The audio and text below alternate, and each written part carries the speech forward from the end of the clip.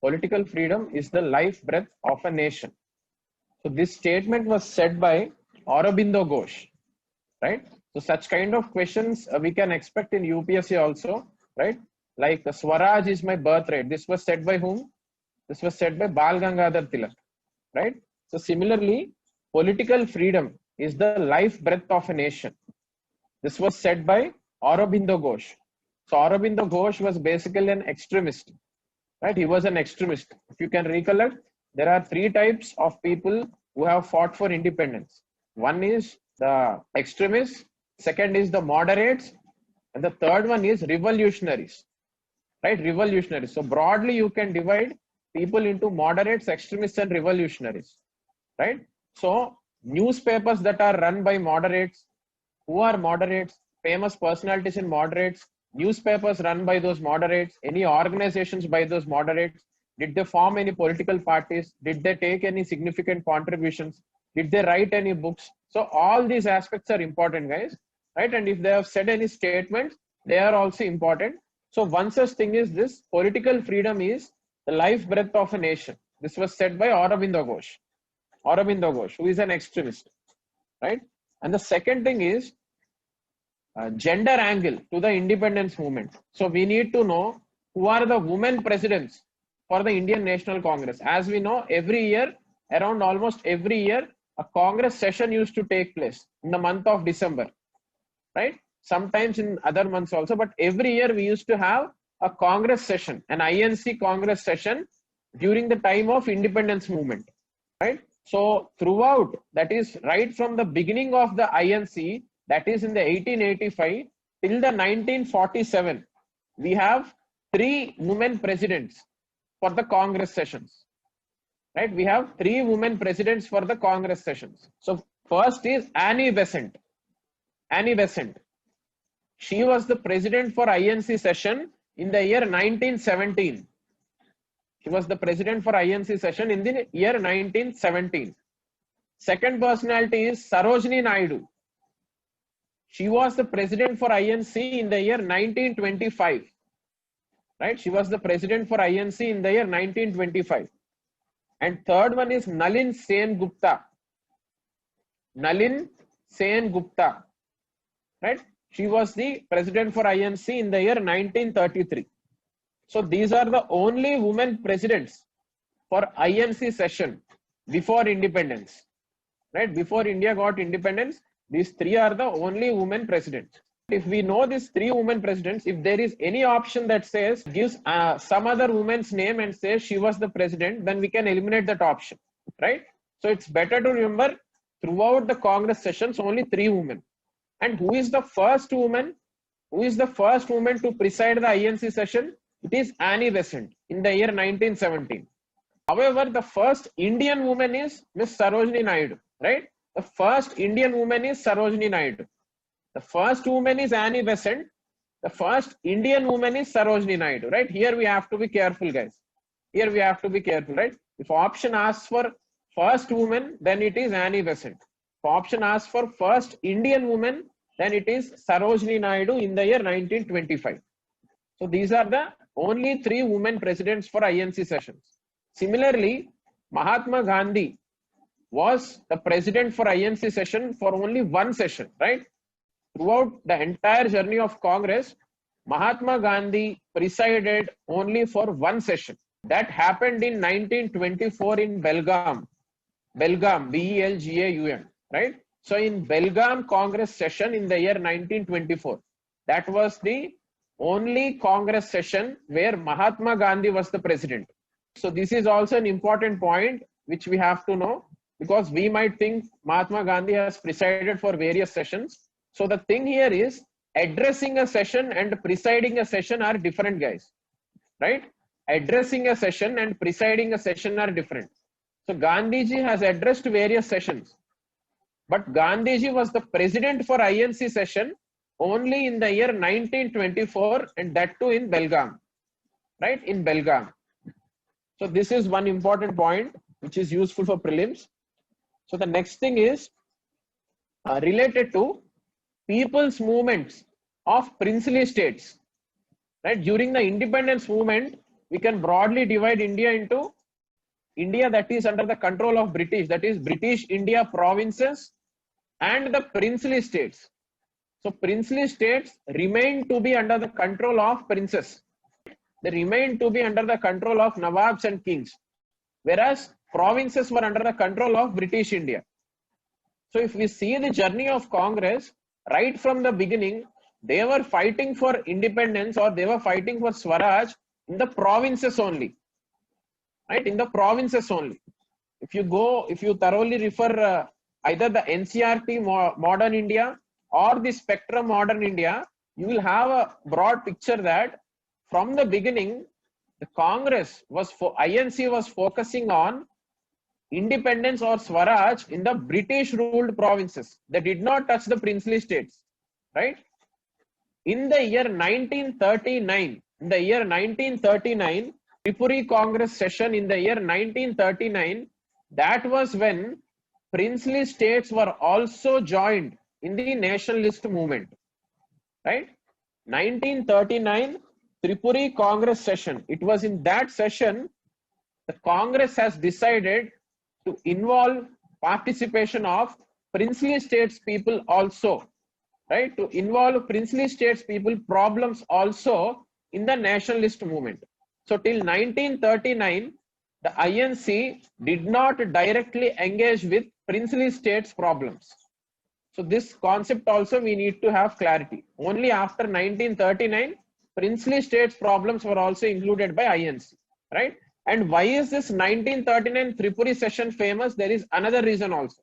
One reason is princely states have been included in the nationalist movement. Second reason is this was the session when Subhash Chandra Bose was elected as president for the second time. This was the session when Subhash Chandra Bose was elected for the president for the second time.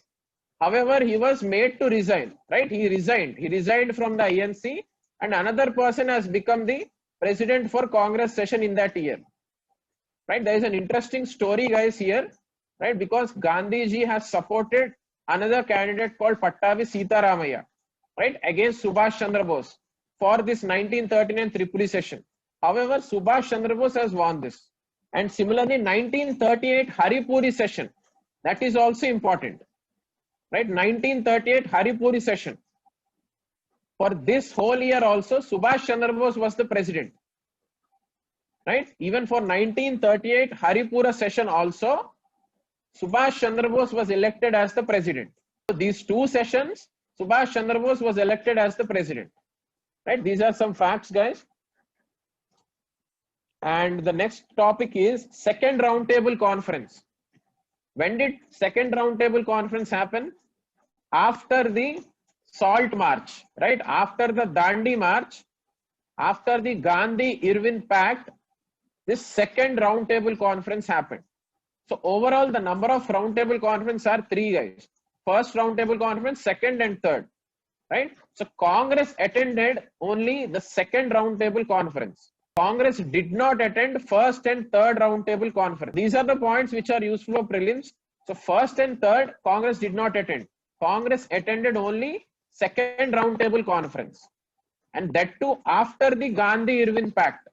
What is Gandhi-Irwin Pact? Right? After the Salt March or Dandi March has started, negotiations happened between Mahatma Gandhi and Lord Irwin, and the result was Gandhi-Irwin Pact. So what happened as a result of Gandhi-Irwin Pact? Gandhiji said that he will take back or he will stop the civil disobedience movement. And in return, what did Irwin do? Irwin said that he will abolish the salt law, right? He will abolish the tax on the salt. So salt law will be abolished, and also political prisoners will be released. That was also promised under that pact, right? What was that? Political prisoners also will be released. However, not all the prisoners, political prisoners. Those prisoners who were revolutionaries like Bhagat Singh, Sukhdev, Rajguru, they were not released, right? Only political prisoners were released as a part of Gandhi-Irwin Pact. So after Gandhi-Irwin Pact happened, after Gandhiji and Irwin came to negotiations and after the treaty was signed, then Gandhiji went for attending the Second Roundtable Conference, right?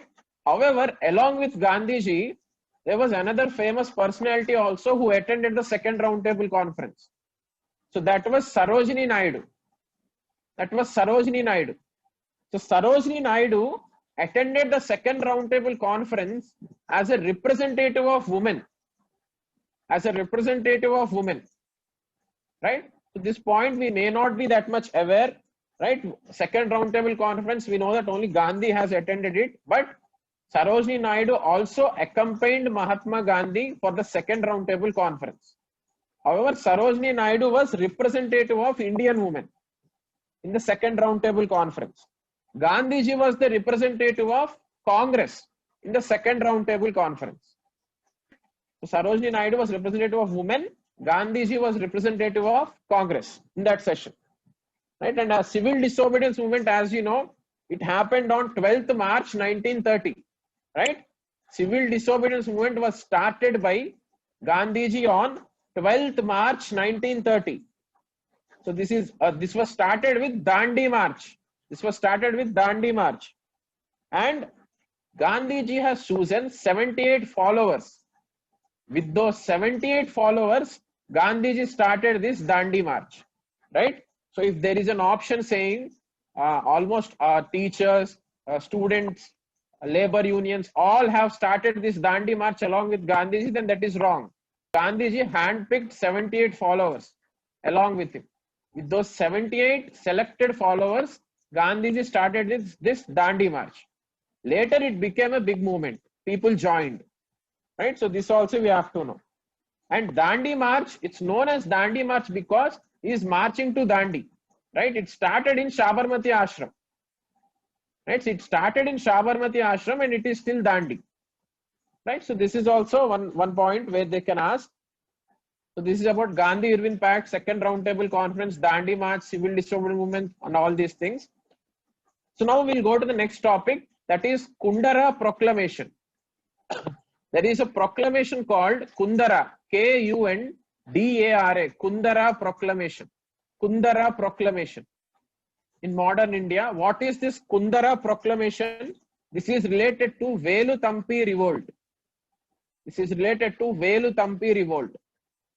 So I suppose you have studied it in modern history. If not, revise it, guys. Velutampi revolt is one of the important revolts that happened before 1857. 1857, we think it as the first war of independence, but many important revolts, tribal protests and rebellions happened before the first war of independence. And Velutampi revolt is one such revolt. Right? So Velutampi revolt happened in the year 1809. Even before 1857 revolt. Right? So that's why this is important. So Velutampi revolt. So this Kundara Proclamation is nothing but an invitation by Velutampi,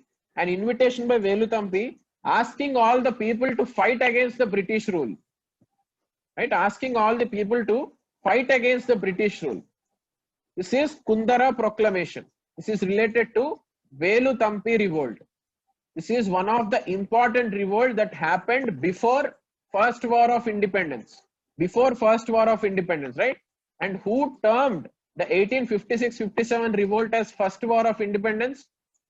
Please find it out, guys. That is also a famous personality from India who has termed the 1856-57 revolt as First War of Independence, right? Please find it out. And the next thing is Bardoli Satyagraha. Bardoli Satyagraha. Who led the Bardoli Satyagraha? It is Sardar Vallabhbhai Patel. Sardar Vallabhbhai Patel, who has led this Bardoli Satyagraha. When did this Bardoli Satyagraha took place? It took place in the year 1926. Where is this place called Bardoli? It is in Gujarat. Right? It is in Gujarat. It happened in 1926. Right? It is related to land revenue issue. What was the issue there? The British government said that it will be increasing the land revenue by 30%. It will be increasing the land revenue by 30%. So that's why this Bardoli Satyagraha was started, and it was started by Sardar Vallabhbhai Patel. Right? And it is in this Bardoli Satyagraha, Vallabhbhai Patel got his title as Sardar. After the Bardoli Satyagraha was successful, the women in the place called Bardoli. The women who are living in that place called Bardoli, they have given the title called Sardar to Vallabhbhai Patel. So this also you have to be knowing, right? So the women of Bardoli have given the title Sardar to Sardar Vallabhbhai Patel because Bardoli Satyagraha was a success. This happened in 1926. And another point which we have revised in 2019 prelims paper, All India Kisan Sabha. Who found the All India Kisan Sabha? It was started by Swami Sahajananda Saraswati. This was a prelims 2019 question, guys. We have discussed that also, right? In one of the match the following, this was asked. So Swami Sahajananda Saraswati, this person has started this All India Kisan Sabha in the year 1936. And I have told you the story also around this. In 1936, this All India Kisan Sabha was started by Swami Sahajananda Saraswati. So this Kisan Sabha has made a manifesto called Kisan Manifesto. In that manifesto, all the issues and problems related to farmers were there. In that Kisan Manifesto, which was prepared by All India Kisan Sabha in the year 1936. Then what happened in the year 1937? In the 1937, for the first time, Indian National Congress has mainstreamed rural agricultural problem. In the year 1937, that happened in Faizapur. The Faizapur Congress session in 1937 is very important, guys, because that was the first session that happened in a rural area, right? That was the first session that happened in a rural area. And why was a rural area chosen? Because that session's theme was highlighting rural agricultural problems, right? Why were rural agricultural problems highlighted? Because in the year 1936, this All India Kisan Sabha made a Kisan Manifesto, right? So if you interlink these topics and read, then the chronology will be easy for you, right? You need not by heart the events. So in 1936, All India Kisan Sabha formed by Swami Sahajananda Saraswati for agricultural problems. Kisan Manifesto was made in the year 1936. Then in the coming year 1937, Congress has taken up these agricultural problems in the Faizapur Congress session. This is famous because for the first time in a rural area, Congress session happened. Till then, if you see, you can see only places like Lucknow, right? Kanpur, only cities you can see, right? So Faizapur Congress session was the first rural Congress session. Right? So these are some facts about All India Kisan Sabha, guys. And the next topic is Wardha Scheme of Education. Wardha Scheme of Education. So what is this Wardha Scheme of Education?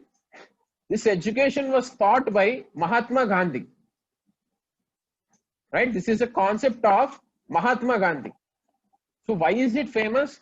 Because this education policy tries to mix education with training, right? Education with training, education with skills.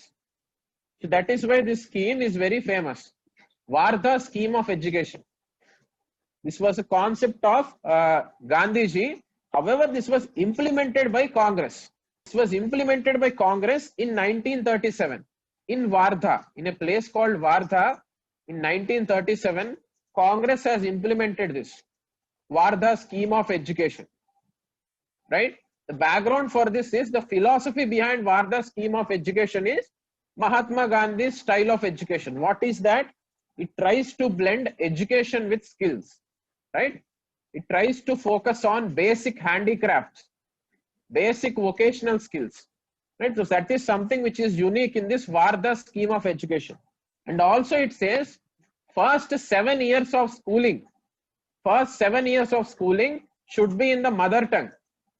Right? So first 7 years of schooling in India should be free, should be compulsory, and should be in the mother tongue. This was also decided in the Wardha Scheme of Education. Right? This was also decided in the Wardha Scheme of Education. What is it? Education along with handicraft skills.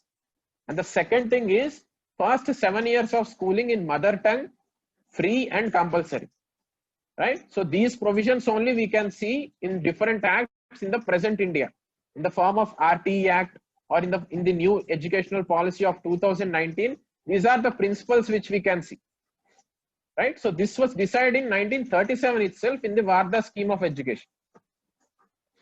And the next thing is some important commissions are also there, guys, because history, one dimension is, as we have discussed before, administrative practices, right?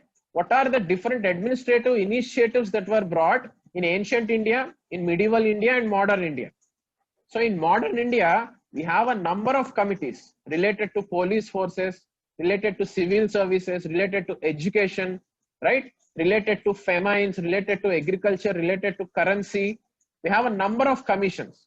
Some famous commissions we need to remember. There is a chance they can ask this, a name of the commission can be given.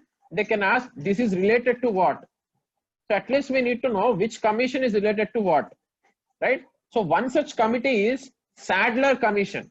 One such committee is Sadler, Saddler, Sadler Commission. So what is this Sadler Commission? This is related to universities, university education. Sadler Committee is related to university education. This was set up in the year 1917 to 1918. So this was set up in the year 1917 to 1918. Sadler Commission. 1917 to 1918, this is about university education, right? So more than that, for prelims, it's not required, guys. And the other such commission is Lee Commission. Lee, L-E-E, Lee Commission. So what is this Lee Commission? So this Lee Commission is basically related to civil services, right? This Lee Commission is related to civil services. What are the recommendations given by this Lee Commission? This was set up in 1924, guys. This was set up in 1924. And two recommendations given by this Lee Commission is the civil servants from the Europe and from the Indians should be in 50:50 ratio. So this Lee Commission recommended that direct recruitment to the civil services should be on a formula that is 50:50. 50 Europeans and 50 Indians, right? That is recommended by this Lee Commission. And the second thing is, if you observe, this was set up in 1924. In 1919, we had a Government of India Act, right? Government of India Act 1919. It's also called Montagu-Chelmsford Reforms. Montagu-Chelmsford Reforms. So as a part of that Montagu-Chelmsford Reforms, what happened? Reserved list and transferred list came at the provinces. Right? In 1919 Government of India Act, reserved list and transferred list. Two types of subject lists were made at the provinces. So some lists were transferred to the provincial governments. Right? So what this Lee Commission said was, for all the subjects that were transferred to the provincial government, for those subjects, the civil servants should be appointed by the respective province government. For all the subjects that are given, for all the powers that are given to the state, provincial governments, at that time we didn't have states, so provincial governments, for those subjects, the provincial governments only should choose their civil servants, should appoint their civil servants, right? So if you don't know reserve list, transfer list, or if you might have forgot, 1919 Government of India Act, guys, why was it very much famous? It was famous because it tried to give more powers to the governor than the elected government at the province level, right? It did not give complete provincial autonomy at the provinces. That's why that has faced criticism, right? What did it do at the province level? At the province level, right? Presently, we have all the subjects under the state government, right? As of now in India. At that time, what they did in 1919 Government of India Act, they tried to divide the subjects between the governor and the provincial government, right? Reserved list and transferred list. Reserved list consisted of all the subjects that are under the control of governor. Transferred list consisted of all the subjects that were under the control of provincial government, right? And reserved list had all the important subjects which were under the control of governor. That had all the important subjects. That had the revenue subject, right? That had all the important revenue and strategic subjects. Whereas normal, not so important subjects were given to the provincial governments under the transferred list. Right? So this is the backdrop of 1919 Act. So after that, this commission has come, Lee Commission, related to civil services. And similarly, we have Whitley Commission, Whitley, W-H-I-T-L-E-Y, Whitley Commission. So this is about labor reforms. Whitley Commission is about labor reforms, right? Whitley Commission is about labor reforms. For all those who have public administration as optional, they can connect this to Whitley councils, right? There is a topic called Whitley councils in public administration optional. That is also related to labor reforms, labor relations. So this was set up in the year 1929, right? This was set up in the year 1929 for industrial labor relations and labor reforms. That is Whitley Commission. Second is Flood Commission, Floud, Floud Commission. So Floud Commission was set up for land revenue settlements in Bengal. Floud Commission was set up for land revenue settlements in Bengal in the year 1938. Right? Floud Commission was set up for land revenue settlements in Bengal in the year 1938. Right? And the third one is Sargent Plan. Sargent. Sargent Plan. What is this Sargent Plan? This is again related to education. So this Sargent Plan is related to education.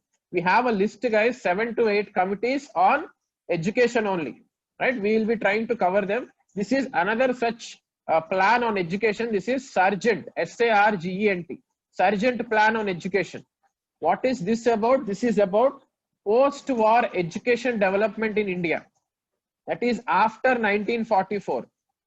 After 1944, when the power is being transferred from British India to independent India, how should the education policy be for the free India, right?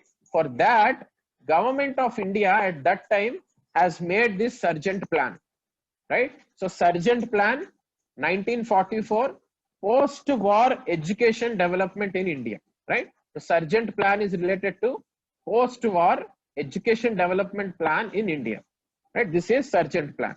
The Floud Commission, Whitley Commission, Sargent Plan, these are all are different committees, guys. Now another interesting term is Zimmermann Plan. Zimmermann, Zimmerman, Zimmermann Plan, right? You might have heard all these terms, right? It's just that we need to recollect them and revise them, right? If we just know broadly also, like if I'm speaking, right, if we just listen to these also, you can answer the questions, right? We just need to know the terms and what are they related to broadly. Then we can eliminate the options, right?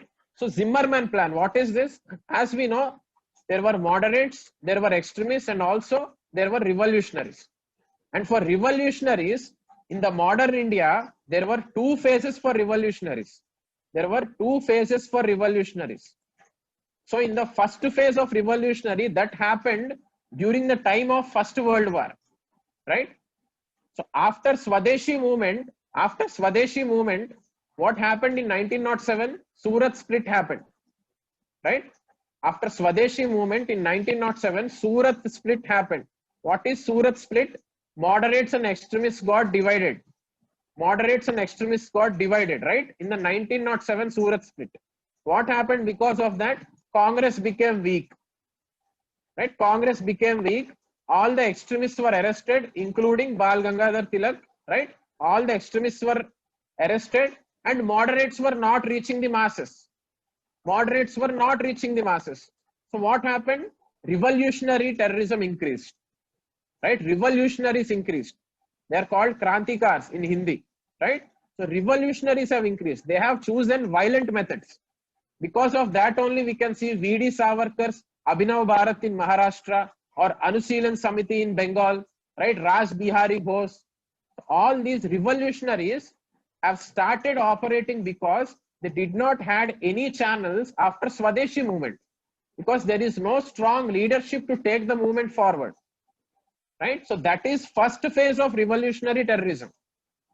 Now when is the second phase of revolutionary terrorism? After the non-cooperation movement. When the non-cooperation movement was suddenly stopped by Mahatma Gandhi based on Chauri Chaura incident, right? Because one non-violent incident happened, Gandhiji stopped the entire non-cooperation movement. Even then also, the revolutionaries were not happy with the step taken by Gandhiji. So then second phase of revolutionary terrorism started, right? Chandrasekhar Azad, Bhagat Singh, all these people we'll be seeing in this second phase of revolutionary terrorism, right? Now the Zimmermann plan. What is the Zimmermann plan? This plan was planned by Germany and India during the First World War. This plan was made by Germany and India during the First World War.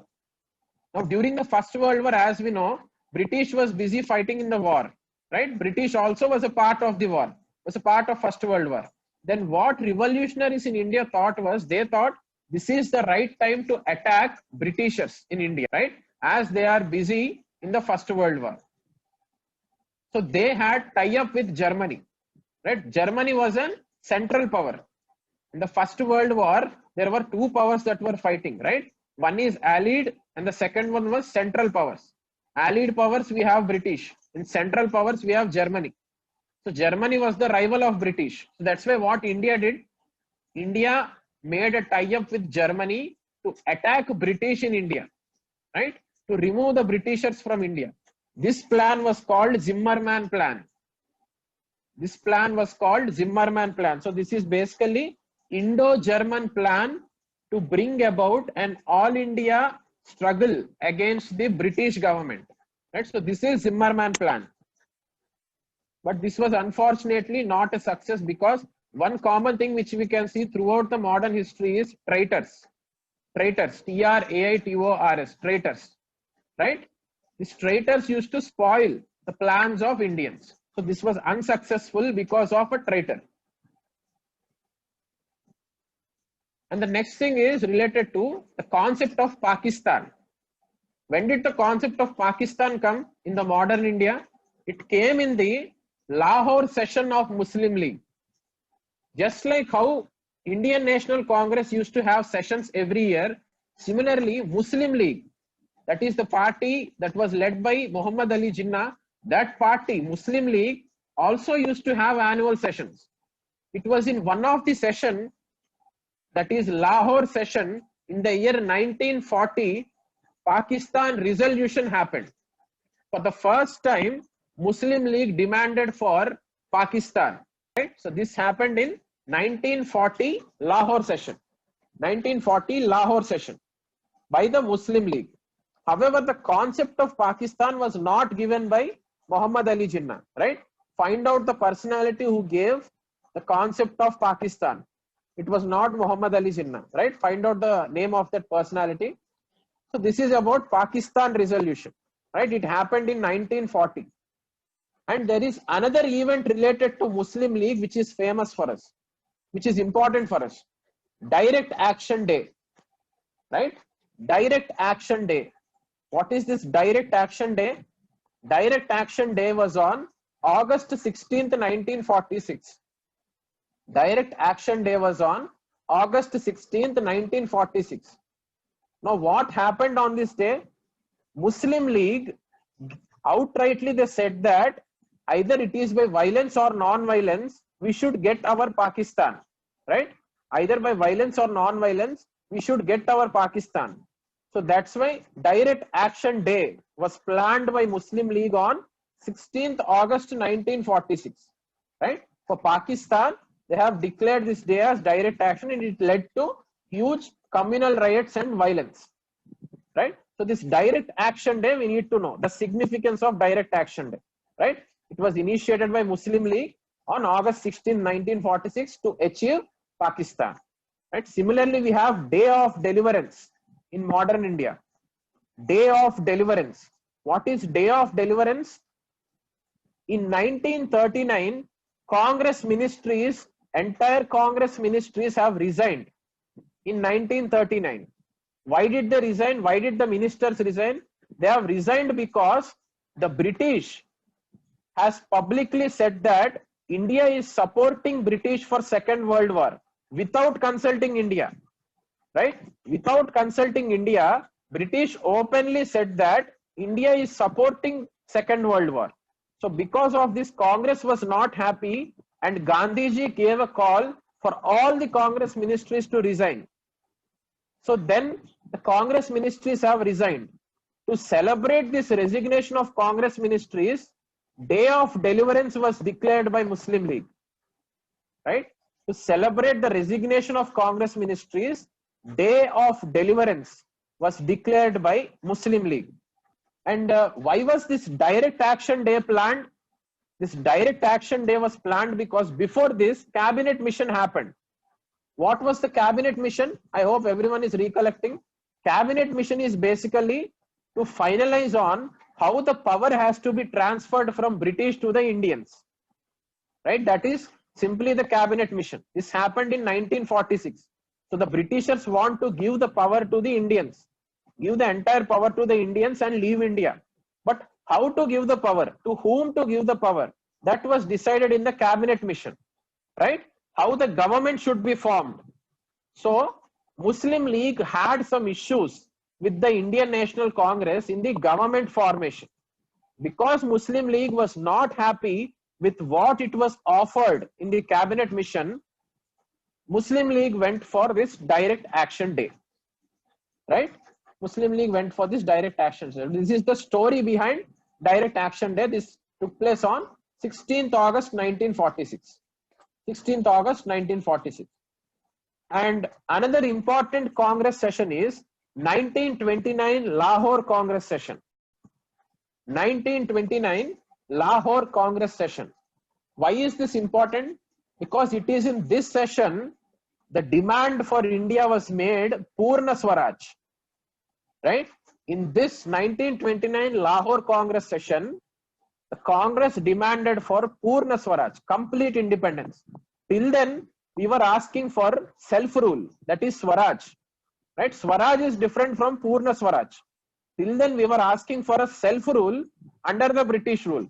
But from 1929 Lahore Congress session onwards, we started, or the Congress started demanding Purna Swaraj, complete independence, right? And this was demanded by Jawaharlal Nehru.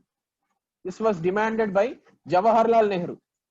And other outcomes in this Congress session, 1929 session, some important points for us are, first thing, in this session, they have decided to boycott the first roundtable conference, right? When did this happen? 1929.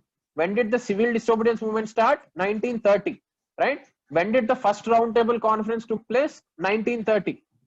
So it is in this 1929 session, the Congress has decided to boycott the first roundtable conference. That is the first takeaway.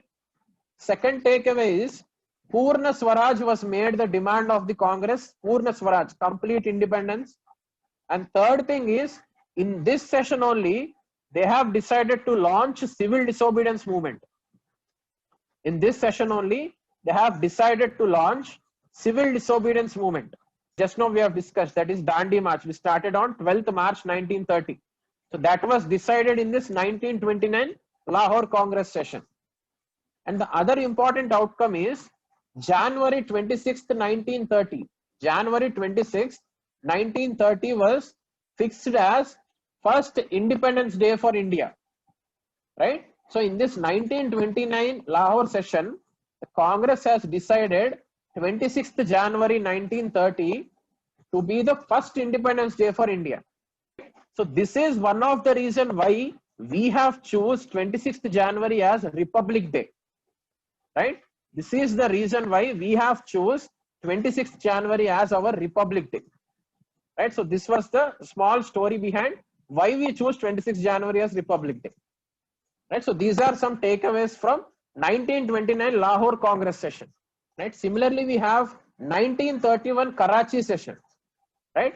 1931 Karachi Congress session that was presided by Sardar Vallabhbhai Patel, right?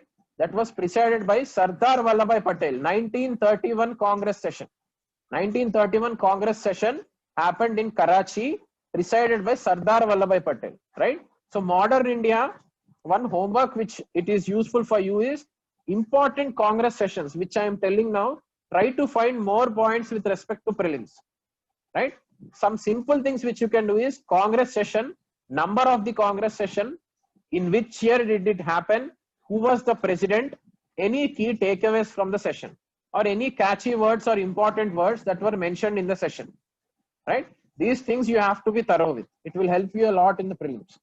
And apart from Congress sessions, the other important area is Charter Acts and Government of India Acts. Charter Acts and Government of India Acts. If you are strong with some of the Government of India Acts, that is also enough, guys. You can eliminate the options, right? If something related to 1919 Act is given in 1935, even though you don't know 1935, if you know that that is a provision in 1919, it will be useful for you. So try to be strong with some important famous provisions in each act, right? There are some 9 to 10 points about every Charter Act and Government of India Act.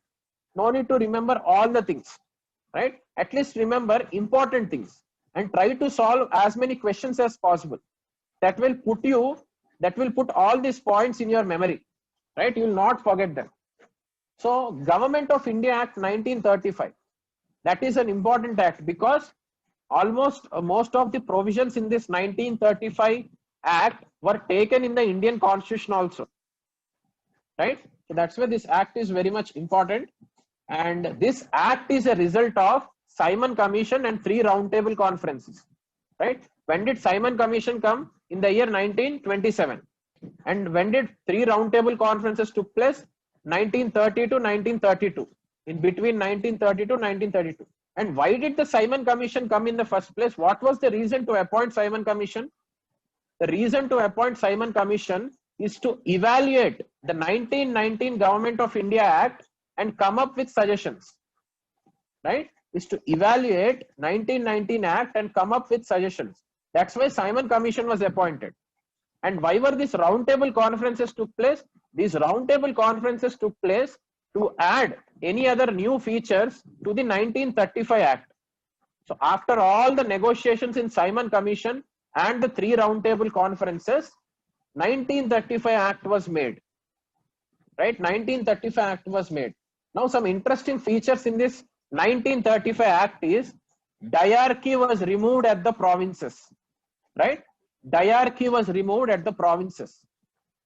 So there used to be 2 governments, guys, at that time, just like how we had how we have union government and state government.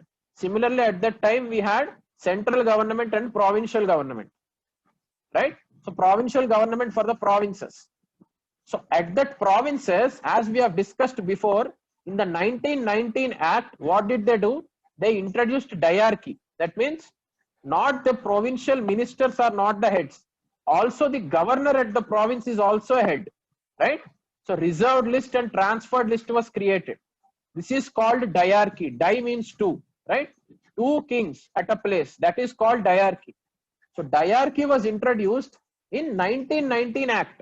Where was it introduced? At the provinces. So this was not at all happy for the Congress. So that's why after this roundtable conference, what did they do? They removed diarchy at the provinces, right? They removed the diarchy at the provinces and they gave complete autonomy to the provinces. So provincial autonomy, this term called provincial autonomy, was achieved under the Government of India Act 1935. This is the first takeaway from 1935, right? Provinces were given autonomy. Responsible government was introduced at the provinces, right? Responsible government was introduced at the provinces. This is the first takeaway. And second takeaway is Indian Council was removed. At that time, we used to have a post called Secretary of State, right? This was created in the year 1858. After 1856-57 revolt, in the 1858, we have an act called Good Government Act 1858. Under that act, the Secretary of State post was created. And for that Secretary of State, a 15-member body was kept, which was called Indian Council. So that Indian Council body was removed in this 1935 Government of India Act. Another interesting feature is, as we have discussed just now, diarchy was removed at the provinces. However, diarchy was introduced at the center in the very 1935 Government of India Act, right? So diarchy was removed at the provinces, responsible government was brought at the provinces, but diarchy was introduced in the central level in the very same 1935 Government of India Act. So you can remember provisions like this, guys. So 1919, diarchy at provinces. 1935, diarchy at the center. 1919, Bicameralism at the center. 1919 Act. What is bicameralism? That means having two houses. Having two houses, Lok Sabha and Rajya Sabha. Right? So 1919, bicameralism was introduced at the center. 1935, bicameralism was introduced at the provinces. Gupkar Declaration. What is this Gupkar Declaration? Just find about it. Gupkar, Gupkar. Gupkar Declaration. This is related to Kashmir. This is related to Kashmir, and also have a good grip or be thorough on Article 35A, right? Article 370. What is the evolution for this Article 35A? Right? The evolutionary story of Kashmir. How it was a province, how it was made a state, and now how it became a union territory. Right? The entire history. Try to get good grip on the history, because we can expect a question here. What are the constitutional provisions, right? How come a presidential order has changed the status? Right? Try to get good grip on all these things. And the second topic is reverse tendering. Reverse tendering. Now this reverse tendering is an initiative by AP state government for reducing corruption. For reducing corruption. So try to get the definition of reverse tendering. What is reverse tendering? Right? That can be a question, right? And recently we have discussed another initiative of Kerala few days back, Namas Pasha, right? Namas Pasha, if you remember. So what was that about? Introducing local language in the early schools of education for the tribals, right? So the state initiatives are important, they can ask. And the third important topic is DNA regulation bill. DNA regulation bill. So Parliamentary Standing Committee has given a report on this DNA regulation bill, right? It has flagged some concerns related to this DNA regulation bill. So find out what are the provisions of this DNA regulation bill, right? And what are the challenges for this bill, because bill can also be a question for prelims, right? We have seen questions of such kind in the previous papers. They have asked about Maternity Benefits Act in the 2019 prelims paper, because there was an amendment. They have asked about Industrial Relations Act, Amendment 2018, right? Because that was an amendment made in 2018. They have asked about Wetland Rules 2010. Why?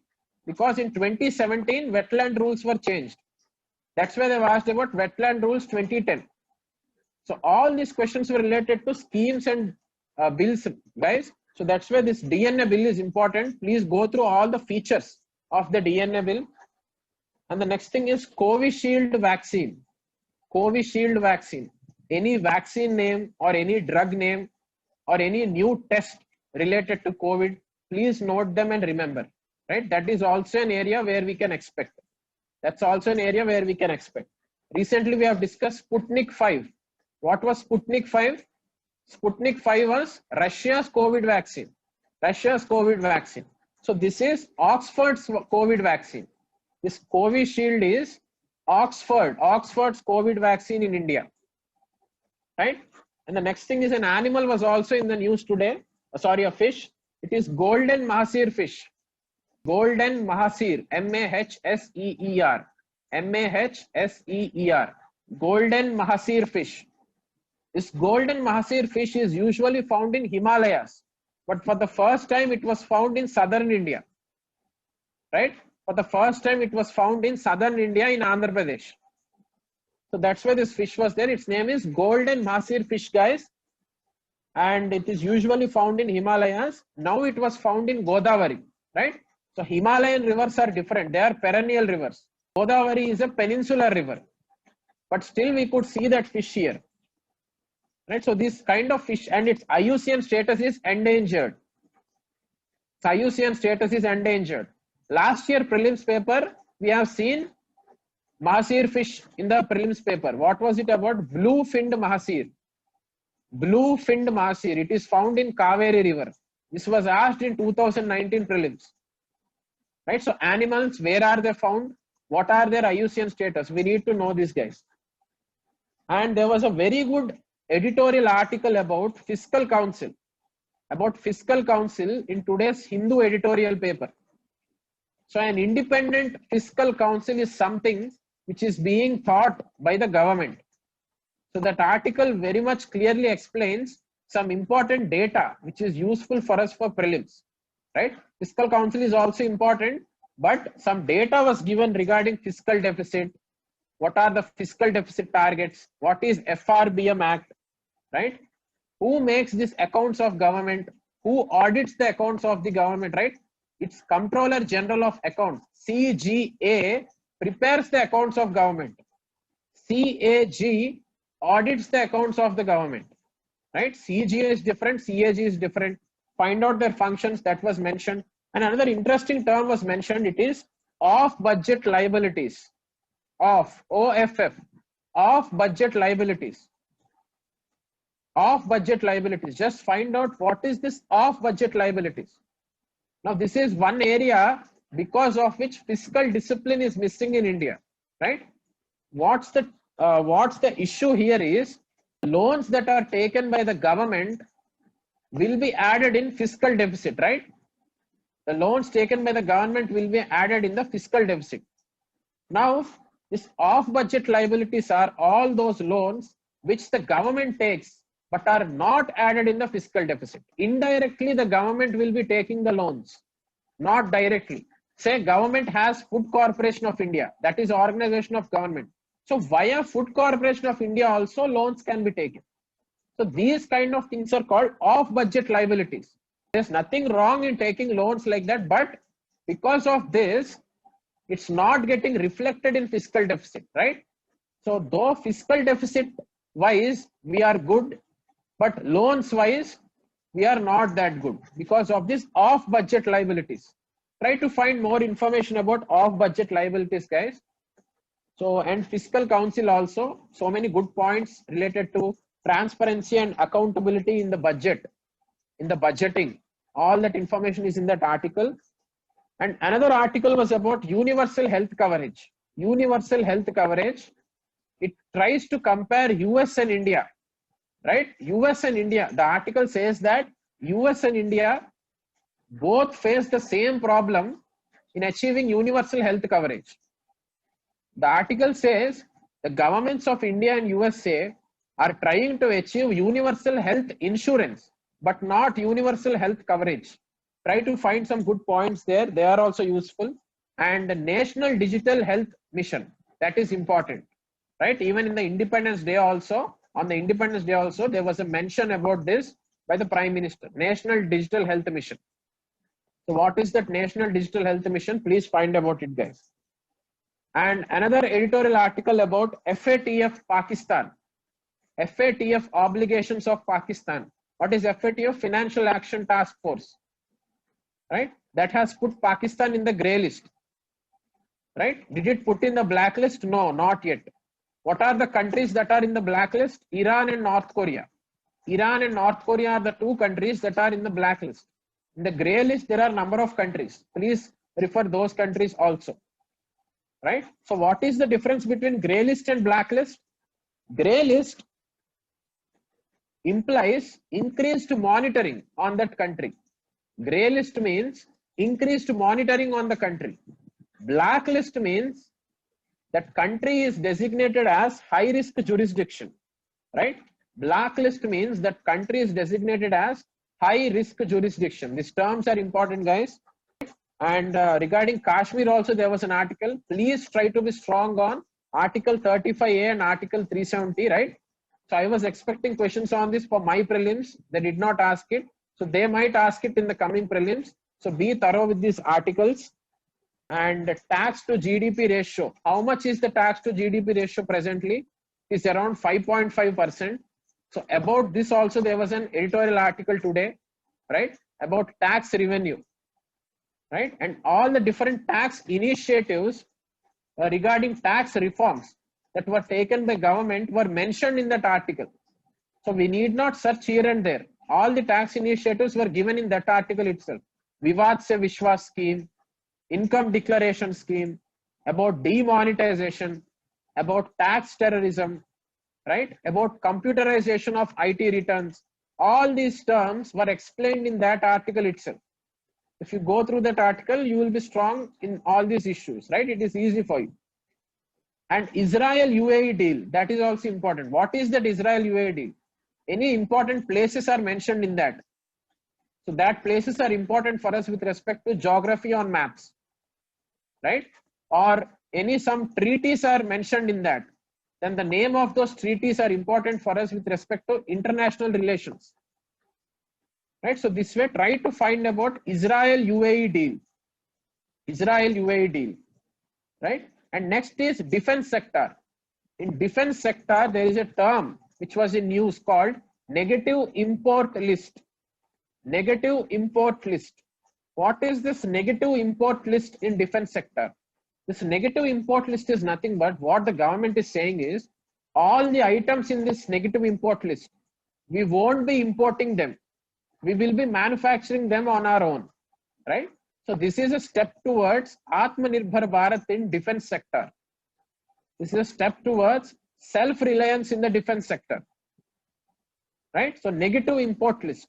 And recently FDI, foreign direct investment, was also revised from 49% to 74% in the defense sector, right? 49% to 74% in the defense sector. These all things we have to remember with respect to prelims, guys, right? Simple things. If you just read newspaper everywhere, these things will get registered in your mind. And regarding geography through maps, two important areas in today's paper are Depsang Plain, DEPSANG, Depsang Plain, that is one. And the second place is Pangongso region. Second place is Pangongso region. These two were in the news because of China-India disputes. So that dispute is important for us with respect to mains. But all the places, all the existing agreements between India and China for solving such disputes, those agreements, names of those agreements, right? Timeline of India-China events, these are important for us with respect to prelims, right? So find out where these two places are. And related to pensions, there is a scheme called One Rank One Pension Scheme. One Rank One Pension Scheme. This is related to defense employees and retired employees pensions, guys. So this scheme is also important. One Rank One Pension Scheme. What is this? Just find out. And in Guwahati, we have got India's longest river ropeway, right? India's longest river ropeway in Guwahati, right? This we have to know because some issues are common, like we can see questions on them in every prelims paper. For example, on women empowerment, on environment, any new initiatives in the Northeast, right? These kind of areas, they are like hot topics, and we can expect at least 1 to 2 questions from these areas, right? So in Guwahati, India has got its longest river ropeway, right? This we have to know. Similarly, last year, India has got the longest rail cum road bridge. Just find out the name of that rail cum road bridge, right? It is also in the Northeast only. And in the business page, there was an article about agriculture, that non-farming jobs are reduced now because of COVID. Non-farming jobs have reduced and dependency on agriculture has increased, right? They have used a term called reverse migration, right? Reverse migration is nothing but those people who have migrated from rural to urban for better opportunities are now coming back from urban to rural because of COVID situation. This is called reverse migration. Because of this reverse migration, dependency of population on agriculture is increasing. That means more and more people are taking up agriculture. Now this is what kind of unemployment? This is disguised unemployment.